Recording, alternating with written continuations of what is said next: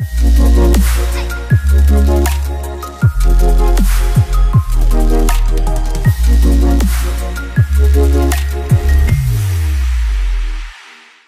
on se retrouve pour la rubrique C'est mon histoire. Aujourd'hui, j'ai le grand honneur d'avoir avec moi le pasteur El Hadj Diallo qui nous vient tout droit de Calgary au Canada anglophone. Bonjour pasteur El Hadj. Bonjour. Ça va bien? Super bien, merci de m'avoir sur votre plateforme. Merci à vous d'être dans cette émission. Vous êtes le pasteur de l'église Cross Point, c'est ça? Fellowship, c'est ça?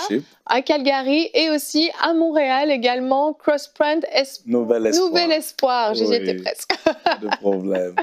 Deux très très belles églises que vous dirigez donc avec votre épouse et toute une équipe. Et aujourd'hui, vous êtes là pour nous raconter votre belle conversion, comment le Seigneur vous a sauvé de façon vraiment surnaturelle. Toutes les conversions sont surnaturelles, mais celle-là, je vous préviens à la maison, celle-là, je pense que vous l'avez jamais entendue, elle est exceptionnelle. Vous avez grandi dans une famille musulmane. Oui. À l'âge de 20 ans, vous êtes venu vous installer ici à Montréal pour faire vos études à l'école polytechnique. Oui. Et vous aviez l'habitude tous les samedis d'étudier avec un autre étudiant de l'école où vous étiez, c'est ça? Bien sûr, oui. Comme vous l'avez dit, d'une famille musulmane, ma mère est ivoirienne, mon père est guinéen. Je suis venu à 20 ans au Canada, à l'école polytechnique. Chaque samedi, on étudiait avec Francis Boupana. Il faut que je dise son nom. Oui. Je ne sais pas où il est présentement. Peut-être que si tu nous écoutes, il faut me rejoindre parce que vraiment, le Seigneur l'a utilisé puissamment dans ma vie. Wow. Chaque samedi, on va étudier. Et à la fin, 17 h, il va m'inviter à l'église. Ils avaient un service le soir, les samedis. Et à chaque fois, je lui donne la même réponse. « Hey, tu connais mon nom? El Hadj Suleiman Diallo, ça ne va pas à l'église, ça va à la mosquée. » Et il partait à son église. Le prochain samedi, après qu'on ait fini d'étudier, il m'invite encore. Pendant 9 mois, ce garçon n'a jamais arrêté de m'inviter. Et je n'ai pas arrêté de lui dire non plus. Et des fois, de façon sarcastique. Ce qui m'a impressionné chez Francis, il n'était pas offensé, ni frustré. Il aurait pu réagir en disant, écoute, ce gars, je perds mon temps avec lui. Il était en 3e année, j'étais en 2e, je me rappelle. Donc, on avait certains cours en commun, mais il était plus avancé que moi. Donc, je profitais plus de ce temps d'études. Oui, que lui. Que lui. Alors, il aurait pu dire, écoute, j'ai fini avec ce gars.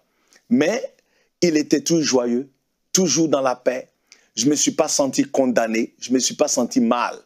Et chaque samedi, la même invitation, la même réponse, le même sarcasme, le même rire. Alors, après 9 mois, ce samedi-là, on vient pour les études. Et je lui ai dit, Francis, tu sais, aujourd'hui, après les études, je vais venir avec toi à ton église. Il était choqué. Qu'est-ce qui t'était passé? Je me sentais mal à l'aise. Que ce gars m'invite toujours à son église, il ne s'énerve pas, il ne s'offense pas, il ne prend pas ça personnel. Bien vrai que j'ai refusé, et des fois en le moquant et en étant sarcastique. Je dis, je vais venir. Il ne croyait pas. Et à la fin, on s'est levé et dit, tu viens vraiment? Je dis, oui, bien sûr. Alors pour moi, j'avais planifié mon affaire. C'était l'hiver, la nuit tombait très tôt, 16 h déjà, il faisait nuit. Oui. Je me suis dit, je vais y aller, personne ne me verra.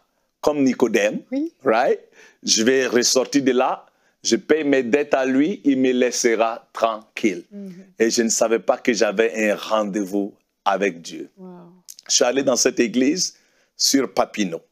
La référence des églises que je connais, c'était les églises catholiques, qui étaient un peu plus calmes. Mais cette église charismatique, que je peux dire maintenant évangélique, c'était la folie totale. Amen. Pour moi, les tam-tams et les guitares, et les trompettes, et les gens qui dansent, et les gens qui crient. Je me disais, mais ça existe ça? À Montréal, au centre-ville, sur Papineau, et la police n'est pas au courant? Ça, c'est une secte. Alors, je planifiais, quand je sortais de là, j'appelle la police. Oui, carrément. Je me sentais agressé à 2 niveaux. J'étais à l'école polytechnique, j'utilisais mon cerveau, et j'analysais tout. Je calculais tout. Quelque chose ne va pas là. Et en même temps, j'avais ce côté religieux, et je me sentais vraiment trahi. Je me disais, comment ces gens peuvent oser faire autant de bruit, autant de désordre dans la maison du Dieu saint. Ce n'est pas possible, c'est inacceptable. Alors, la musique partait. 15 minutes, je me suis dit, oh mon Dieu, ça tire, c'est trop long. Parce que à mon appartement, j'avais mes 2 colocs qui m'attendaient pour qu'on prie ensemble. Et le temps passait et je me disais, mais ça tire trop, quand est-ce qu'ils vont finir? Il faut qu'on parte. Et tout d'un coup, le pasteur Carbone, que le Seigneur le bénisse, ce grand homme de Dieu, il s'est levé, il a pris le microphone, il a calmé la musique un peu, rabaissé un peu le tempo. Il a dit, Alléluia, Alléluia. Il y a 4 personnes ici.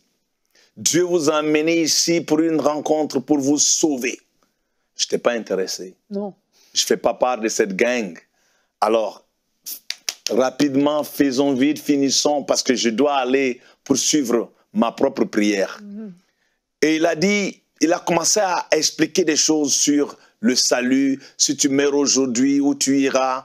Et après, il a dit, levez la main. Si tu veux recevoir Christ, lève la main. Et là, il a dit, fermez les yeux tout le monde. Moi, je me suis dit, je ne peux pas fermer mes yeux. Ces gens, c'est une gang de fous. Et je ne suis pas en sécurité ici. Je ne peux pas fermer mes yeux. Il avait une autorité incroyable. Il a renforcé sa demande. Je dis, Alléluia, tout le monde, fermez vos yeux. Alors, j'ai fermé un œil, juste comme ça, avec un œil ouvert, juste pour me rassurer. Oui. Qu'est-ce qui se passe? Et je regarde avec l'œil, un œil ouvert, je vois une dame qui s'élève, c'était une Africaine. Elle pleurait, la pauvre dame, elle pleurait. Oh, oh. Je l'ai regardée avec un œil, puisque l'autre œil était fermé. Je dis, oh, pauvre Africaine, dans cet hiver, ces pays étrangers, ça doit être très difficile pour elle. Elle doit souffrir. En plus, on a sûrement dû lui offrir $40 pour jouer ce rôle-là. Oh. Pour qu'on dise que le pasteur est tellement puissant. Oh, arrêtez ça. Je n'étais pas là-dedans. J'étais critique. Et là, un autre homme se lève et il était québécois. Il ne pleurait pas, mais il avait l'air vraiment dans les nuages. Je dis, ok, c'est pas pire. Lui, il doit être peut-être le cousin à la femme du pasteur. Vraiment un mauvais cœur, une mauvaise appréhension. Comme un coup monté. Un coup monté, c'est Hollywood. Hein, okay? Ils sont en train de jouer des rôles. Et là, une 3e personne se lève. Le pasteur a dit 4 personnes. Là, on attend. La 4e personne ne se lève pas. Et là, je me disais,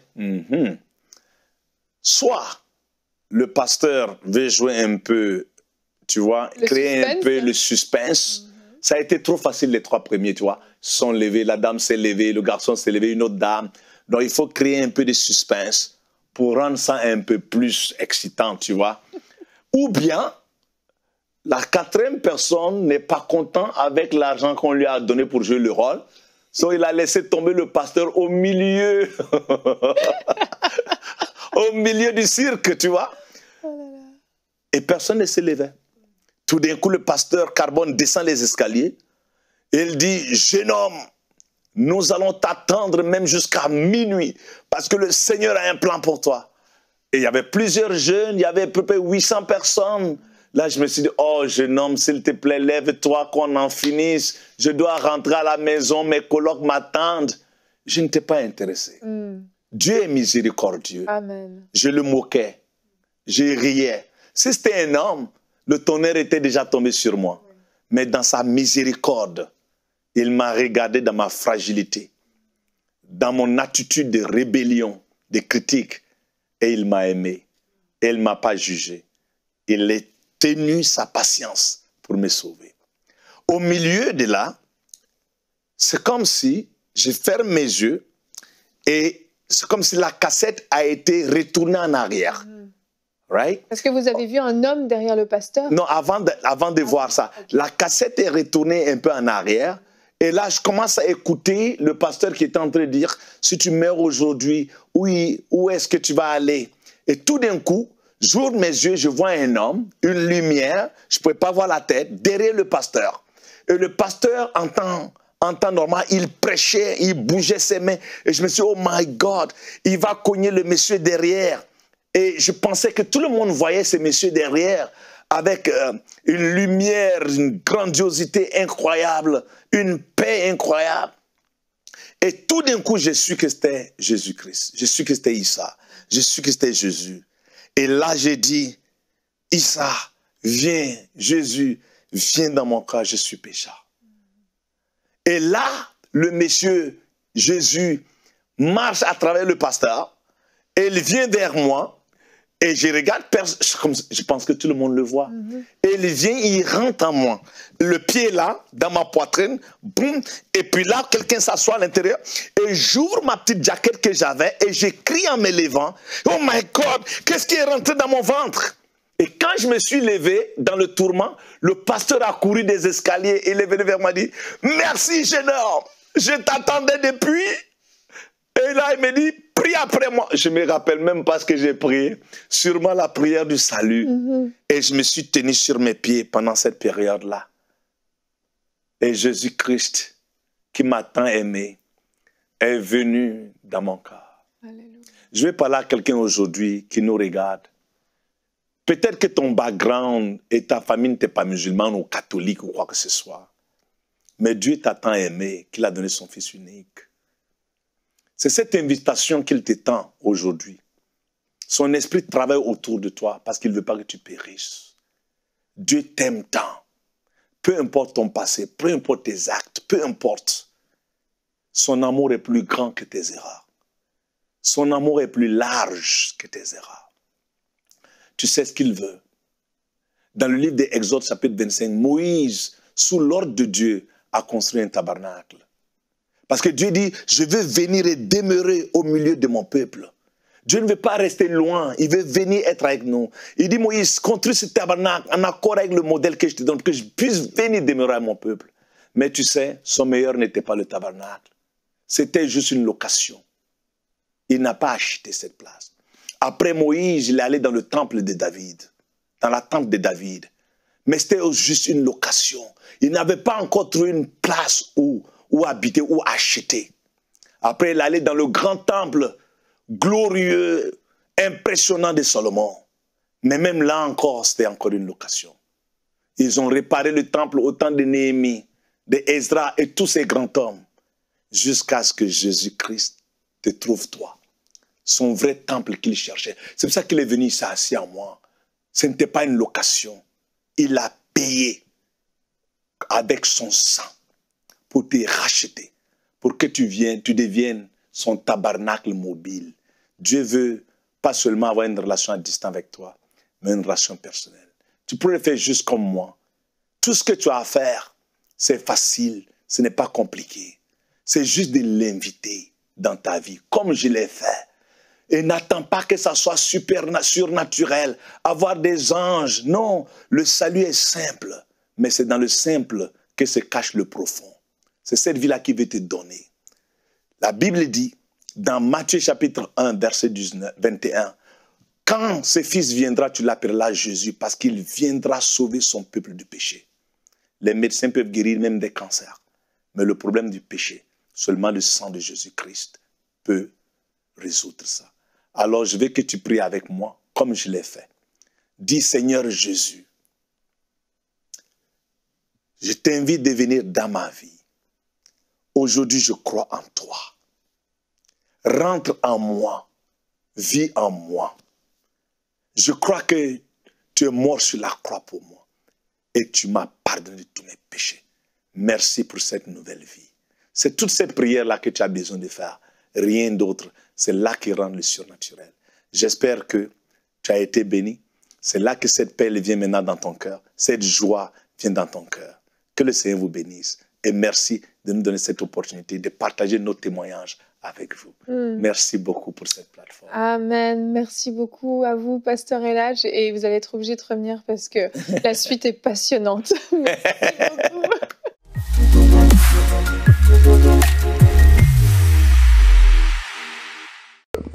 Vous sentez un soutien. Vous sentez que votre vie n'est pas une vie normale. Vous sentez que vous êtes porté. C'est gratuit. Il ne vous demande rien. Il vous demande juste d'ouvrir votre cœur et d'oser croire en lui. Osez croire. On ne demande ni d'argent. On vous demande pas une souffrance particulière. On vous dit faites confiance et croyez. Essayez. Vous n'avez rien à perdre. Essayez. J'ai essayé. Ça fait plus de 20 ans que je suis dedans. Et je ne repartirai pour rien au monde. Aucun milliard au monde ne me fera changer d'avis et me séparer de lui. Impossible. Donc, osez Jésus avant qu'il soit trop tard. Osez. Ne le faites pas demain. Faites-le maintenant. Et quand la fin de votre vie arrivera, parce qu'elle arrivera pour tout le monde, pour moi et pour les personnes qui me regardent, ou même pour les personnes qui sont derrière cette caméra, au moins vous serez sûr que vous partez avec celui qui vous a donné une nouvelle vie. Cette vie peut commencer maintenant, dès que vous l'acceptez, et cette vie continuera après que la mort soit venue. La mort n'est qu'un passage pour une autre vie beaucoup plus belle. Mais vous avez la possibilité d'oser cette nouvelle vie maintenant, tout de suite. Faites-le maintenant, tout de suite. N'attendez pas demain, ni après-demain. Faites-le maintenant, tout de suite. Prenez 1 minute et faites-le. Je vous en prie, vous ne serez pas déçus.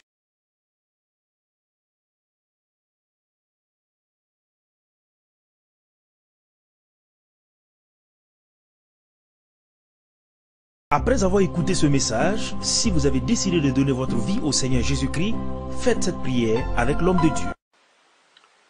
Mon Dieu, je viens devant toi, tel que je suis. Je confesse Jésus-Christ comme mon Sauveur et mon Seigneur.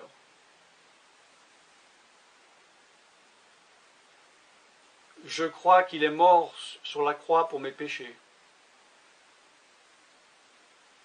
qu'il a porté ma condamnation. Il a porté mes péchés et mes maladies. Que Jésus-Christ est le Roi des rois et le Seigneur des seigneurs. Qu'il est le Fils de Dieu. Qu'il est maintenant ressuscité et assis à la droite du Père. Et il prie maintenant pour moi. Je me suis détourné de mes péchés et je veux obéir à ta parole.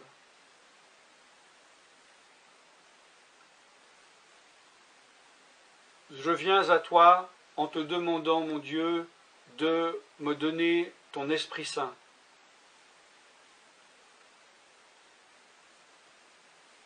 Remplis-moi de ton esprit,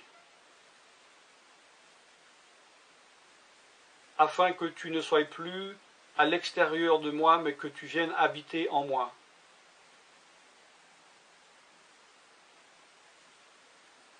Et que je devienne ton temple. Esprit de Dieu, viens habiter en moi. Purifie-moi, lave-moi, sanctifie-moi, rends-moi pur, transforme-moi à l'image de Dieu. Je te remercie car je crois que tu m'as donné ton esprit, car tu ne mens pas. Et tu as dit dans ta parole que tu donnes à celui qui te demande. Je fais cette prière au nom de Jésus-Christ. Amen.